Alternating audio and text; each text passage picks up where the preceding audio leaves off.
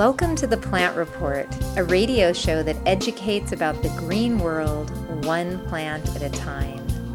The Plant Report is a new educational resource about plants, herbal medicine, ethnobotany, and the human-plant relationship. Listen to our podcast, read our blog, watch our videos, and learn from experts and the plants.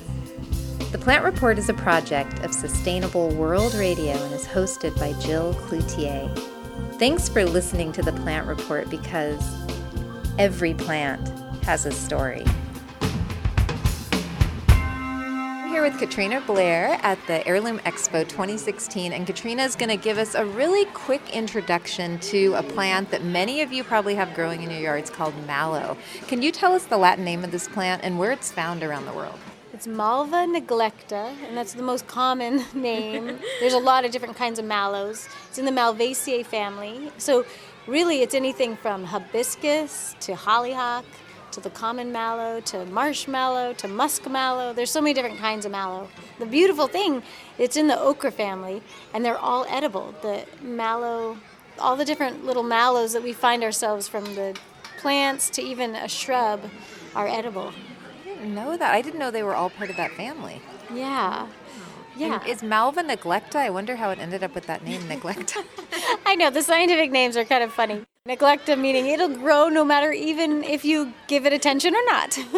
In your book, The Wild Wisdom of Weeds, you talk about mallow. And which mallow are you talking about? Is it a specific type, or is it just the general?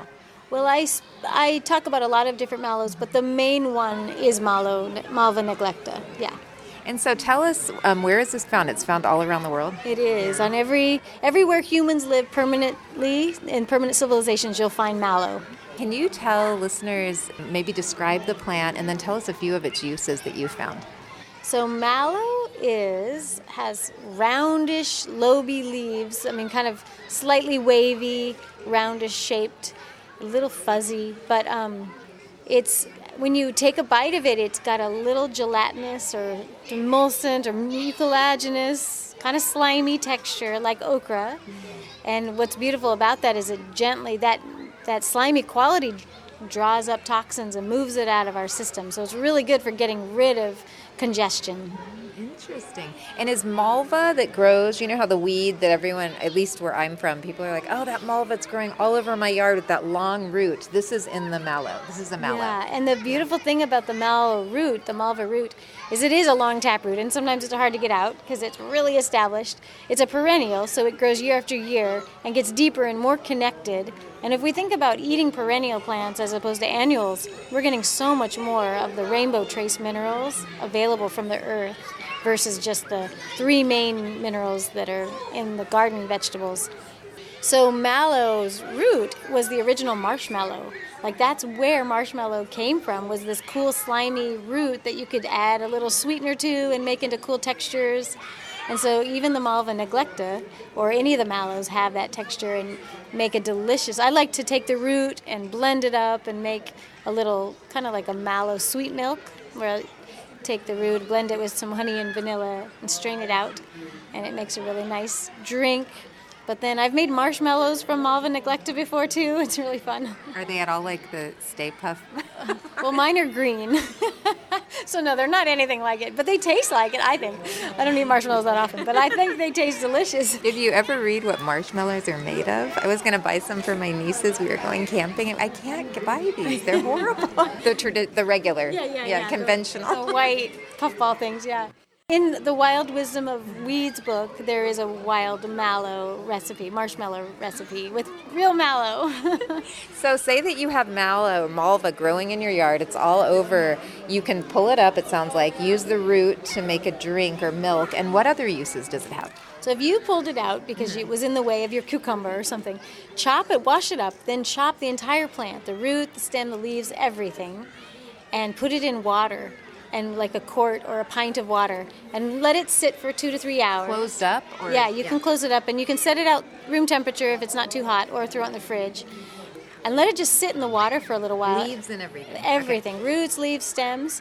And then the water turns into this egg white consistency, this thick gelatinous quality, which is a really powerful drink. You can drink it just straight, the mallow water, or you can use it as your lotion on your skin because it rehydrates and regenerates and heals skin cells.